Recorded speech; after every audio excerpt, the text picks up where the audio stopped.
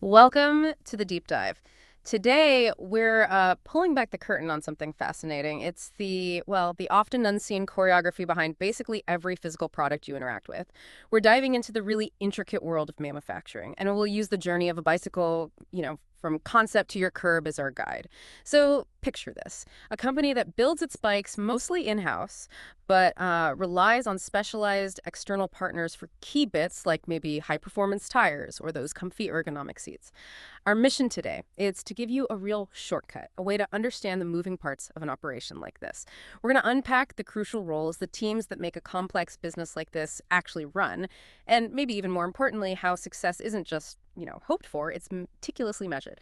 We'll be talking about key performance indicators, or KPIs. So have you ever really stopped to consider the intricate dance required to get that shiny new bicycle from a drawing board all the way to your garage? Yeah, and it's a great example. Because while our spotlight is on bicycles today, the principles, the roles we'll discuss, they're fundamental. They apply to almost any complex product-based business.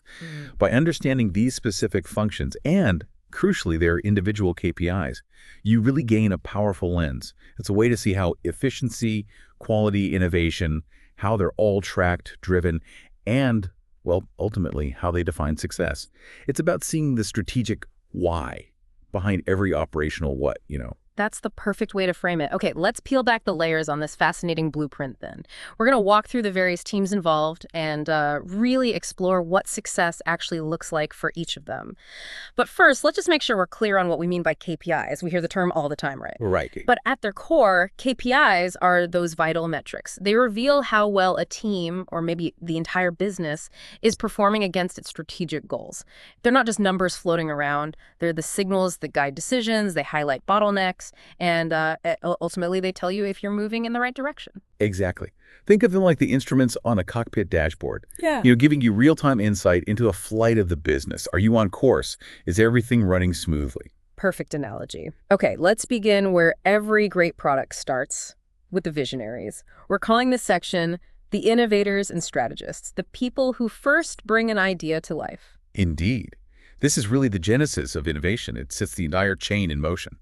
So first up, we've got the new product development team, or NPD. I like to think of them as the dream weavers. They're sketching out the next generation of bicycles. Maybe it's a revolutionary new electric model. Let's just call it the Volt cycle for our chat.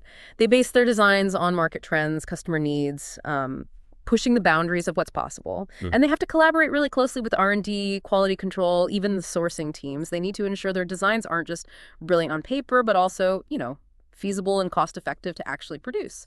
Right. And the KPIs for the NPD team, they're incredibly revealing about this early, really critical stage. Yeah. Take time to market, TTM. That measures how quickly a new design goes from just a concept to actually launching commercially. But here's where it gets nuanced. While speed often feels paramount, right, a super rapid PTM, if it's at the expense of thoroughness, that can lead to problems. Like what kind of problems? Well, like a high number of design changes after launch.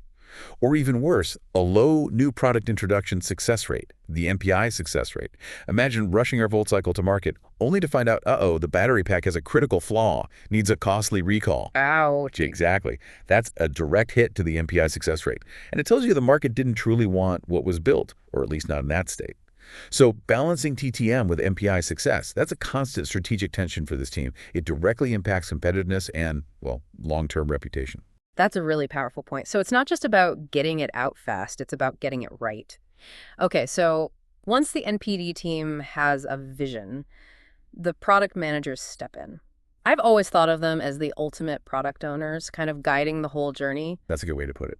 They oversee the product roadmap, its life cycle. They're constantly balancing what customers are asking for, market demands, and critically, how to keep the product profitable throughout its entire existence. They seem like the central hub, connecting NPD, marketing, sales, operations, making sure those launches are successful and, sustain momentum. Absolutely. And their KPIs, they zoom out a bit, offering a broader view. Yeah. They look at product lifecycle profitability. Now, that isn't just the profit at launch, it's the overall financial performance of that product across its entire lifespan, from the initial investment right through to its end of life. Okay, the whole picture. The whole picture. They also track gross margin by product. This reveals the profitability of individual models. Like, how does our Volt cycle compare to a classic road bike in terms of profit? Then there's market share by product. That shows how well their specific bicycle models are competing out there in the broader market. And critically, customer satisfaction score, or CSAT.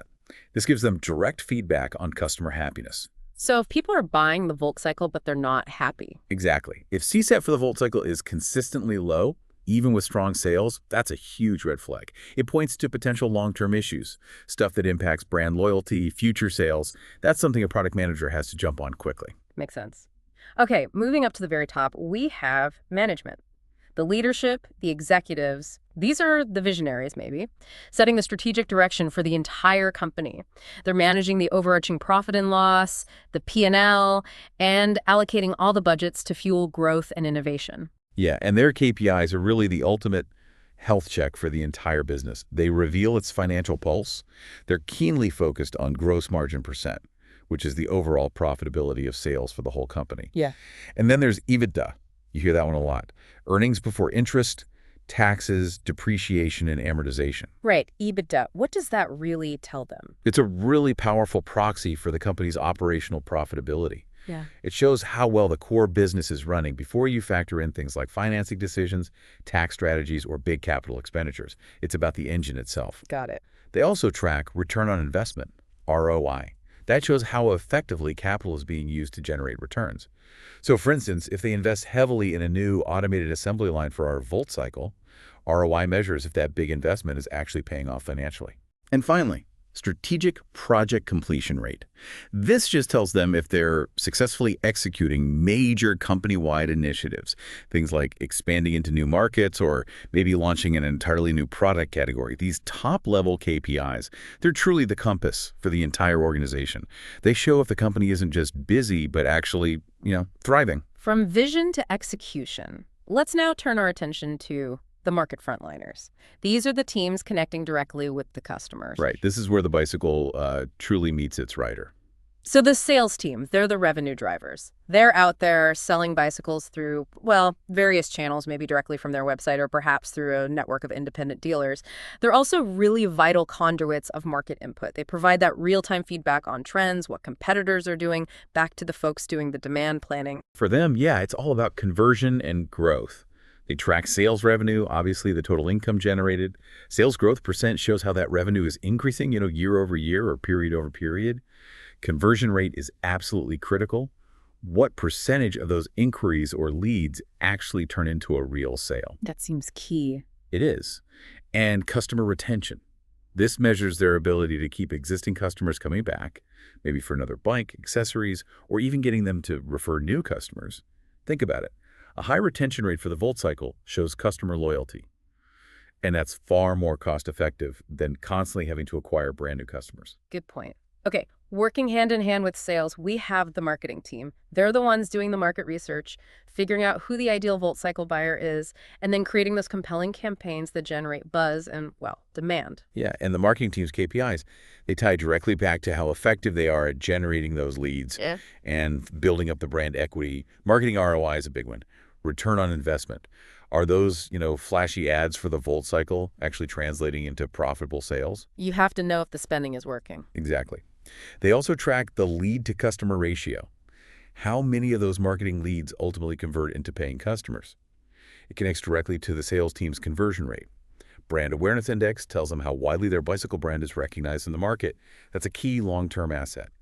And campaign success rate helps them evaluate the effectiveness of specific marketing initiatives they run so they can refine future strategies and not waste money. What's fascinating here, I think, is how marketing ROI and that lead-to-customer ratio aren't just abstract numbers on a spreadsheet. For you, the listener, the consumer, it means every targeted ad you see for that new Volt cycle, every special offer you get, it's being meticulously tracked. The company isn't just, throwing money at marketing and hoping for the best. They're measuring every splash to see if it's hitting its mark and ultimately bringing you closer to making a purchase. That's right. It's all data-driven. Okay, let's shift gears now to the operational backbone.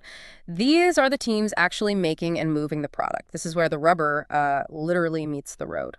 This is the intricate engine of the business, absolutely, ensuring that product flows smoothly. So first up in operations are the demand planners. I sometimes call them the forecasters. They're predicting customer demand for every single bicycle model from the classic cruisers right up to our cutting-edge Volt cycle. Mm. They use historical sales data, they account for seasonality, more bikes sold in spring usually, and they integrate all that market input from sales and marketing. Their main goal, to align those predictions with the supply chain. They want to minimize the risks of having way too much inventory sitting around, or even worse, disastrously running out of the popular models. And their KPIs are absolutely foundational for the entire supply chain's efficiency. Forecast accuracy is huge. It tells them how close their predictions are to actual demand. How many volt cycles did they think they'd sell in June versus how many they actually sold? That gap must be important. Oh, it is. Forecast bias identifies if they consistently overpredict or underpredict, and demand variance measures how much actual demand differs from the average, indicating market stability or volatility. If you have high variance, it means you'll likely need more safety stock, just in case. But that ties up valuable capital. Or you'll face really costly last-minute production changes to meet unpredictable surges. So getting that forecast right is crucial. It's the linchpin. An inaccurate forecast can just ripple through procurement, production, logistics, costing the company dearly in either lost sales or excessive inventory costs. That makes perfect sense. Okay, so once the demand picture is a bit clearer, someone needs to get all those raw materials and specialized parts, like the unique tires and seats for our Volt cycle. That's where the buyers, or the procurement team, come in. They're the sourcers of everything needed. They build and nurture relationships with vendors, ensuring quality parts arrive exactly when needed, often dealing with complex global supply chains. Yeah, their KPIs are all about the reliability and the cost-effectiveness of that incoming supply chain. Supplier on-time delivery, OTD, measures how often their suppliers deliver parts precisely on schedule. Think about it. If the specialized Volt cycle batteries are late, it can halt the entire assembly line. Big impact. Huge. Purchase price variance tracks the difference between the actual cost paid for an item and its standard or budgeted cost. This highlights their ability to negotiate well and control costs. Supplier quality, DPPM, defects per million parts, indicates the quality of components they receive from a supplier. You don't want faulty parts coming in. And critically, cost savings achieved. This tells us how much money they've actively saved through, say, smarter negotiations or finding more efficient processes, hopefully without compromising the quality needed. Right. So materials are flowing in thanks to procurement. Now the supply planners step in. You called them the orchestrators before. I like that. Yeah, they really are. They take that demand forecast and translate it into a master plan. They figure out precisely how much raw material, how many components, even how much production capacity is needed to meet that demand. Their job is to ensure seamless alignment across procurement, internal production, and ultimately getting the finished goods ready. For them, OTIF, on time, in full, is absolutely paramount. This means orders are delivered completely, no missing parts, and exactly on schedule. They also monitor inventory days of supply, DOS. This tells them how many days the current inventory can cover expected future demand.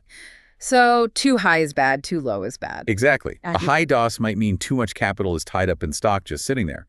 A low DOS risks stockouts if demand suddenly spikes. It's a balancing act. Supply plan adherence measures how well the actual supply situation matches their meticulously created plans. And capacity utilization indicates how much of their overall production capacity is actually being used effectively. This team's work directly balances those inventory costs against the critical ability to meet customer orders when they come in. Okay, now we're getting down to the shop floor. The manufacturing or production planners, these are the shop floor managers who take those higher-level supply plans and convert them into detailed, maybe hour-by-hour production schedules. Their job is ensuring the machines, the labor, all the necessary materials are ready and available right when they're needed so production flows smoothly and our Volt cycles actually get built efficiently. Yeah, and their KPIs reflect the core efficiency of that factory floor. Schedule adherence measures how closely actual production follows the planned schedule they set out. Capacity utilization, similar to supply planning, but focused specifically on the production machinery, shows how effectively those assets are being used.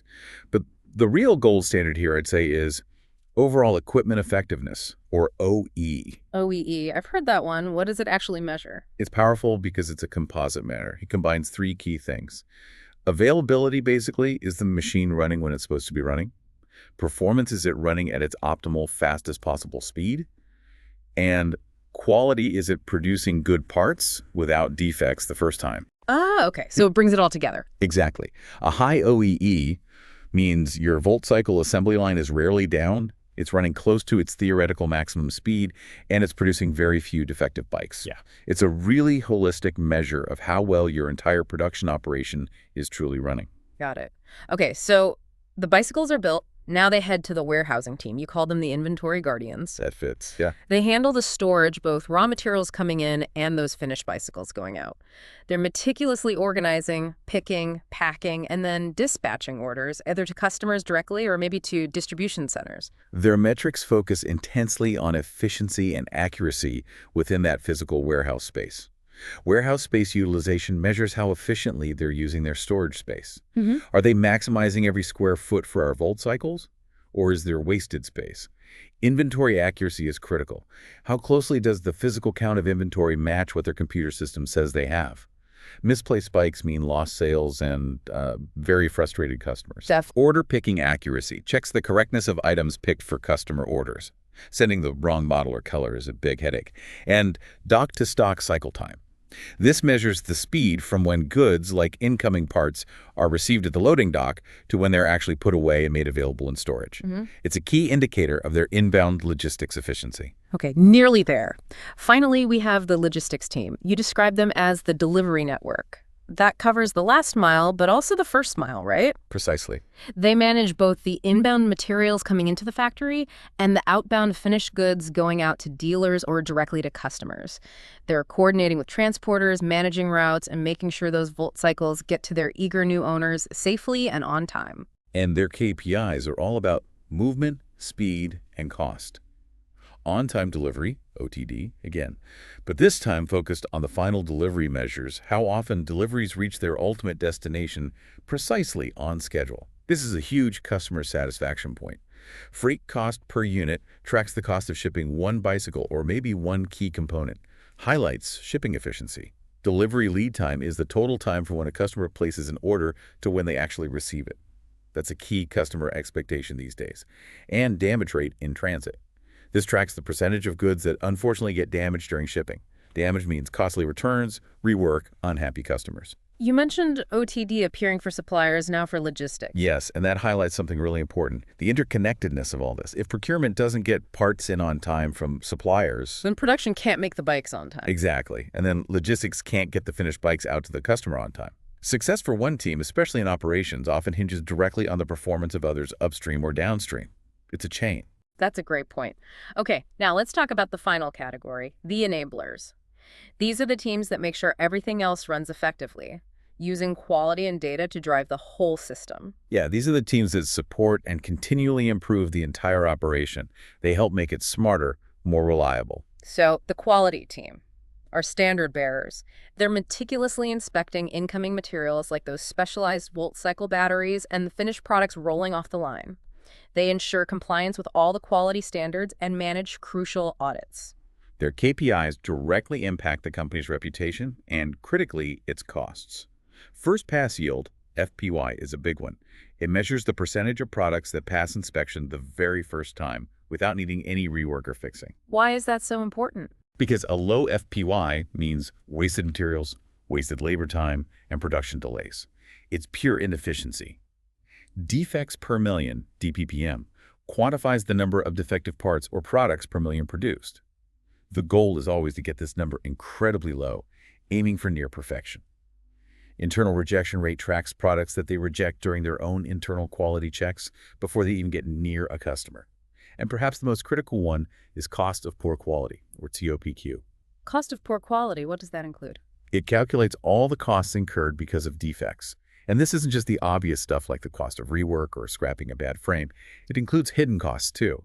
Things like lost customer trust, the brand damage from a major volt cycle recall, the cost of expedited shipping to replace faulty products, and even the opportunity cost of having engineers fixing problems instead of designing the next great bike. Wow. A high COPQ can absolutely erode profitability very quickly. It demonstrates that quality isn't just a department you stick in a corner, it's completely central to the business financial health. That's where it gets really interesting for me. Because quality isn't just about, making good products. It directly has that bottom line, which circles right back to management's top-level KPIs and overall profitability. A poorly made bike can end up costing you far more than just the materials. Precise. Okay, and finally, wrapping things up, we have the analysts.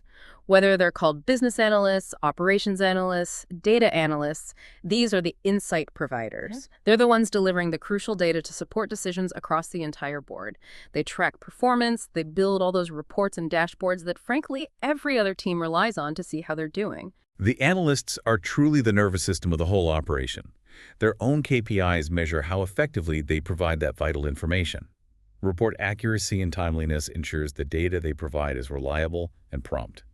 You need good data, fast, to make good decisions. Forecast accuracy support measures how well their data insights actually help improve the accuracy of those demand forecasts we talked about earlier. Decision cycle time reduction tracks how quickly their data enables other teams to make informed decisions. Imagine being able to respond instantly to a sudden spike in volt cycle orders because the data flagged it immediately. That speed must be valuable. Incredibly valuable. And a crucial one, often overlooked, is data quality score. This assesses the overall integrity and reliability of the data they manage and provide. Garbage in, garbage out, right? Their work truly underpins everything we've discussed today. They enable every other team to see their own performance clearly, identify issues, and continually improve. Without their insights, the entire operation would basically be flying blind. Wow, what a journey we've been on. We've gone from that initial design idea for a bicycle through the really intricate dance of procuring parts, managing the in-house production, engaging in sales and marketing, and finally, orchestrating the precise delivery of that shiny new volt cycle right to a customer's doorstep. And it's amazing to think that every single step of the way, success is being meticulously tracked, measured, and driven by these specialized roles and their critical KPIs. It really is a complex, interconnected dance, isn't it? It absolutely is. And I think what we've explored today really shows that a successful business isn't just about making a great product, although that's important. It's about the incredible precision and coordination required across every single team. And it's about the powerful clarity that's provided by using these key performance indicators effectively. Understanding these distinct functions and their performance measures gives you, I think, a much more profound understanding of how complex businesses operate far beyond just looking at what they produce. Exactly. So the next time you see a bicycle, or really any physical product for that matter, hopefully you'll have a whole new appreciation for that intricate dance of roles and metrics that brought it to life. This deep dive should give you a really valuable mental framework for understanding pretty much any business that creates and sells a physical product. Now, here's a thought to leave you with. Consider how these same principles, distinct roles, measurable outcomes might apply in your own field, or maybe a field you're just curious about. Where are the hidden KPIs, the things that truly define success, even if they're not explicitly called that? Something to ponder. Thank you for joining us on this deep dive into the world of manufacturing and KPIs.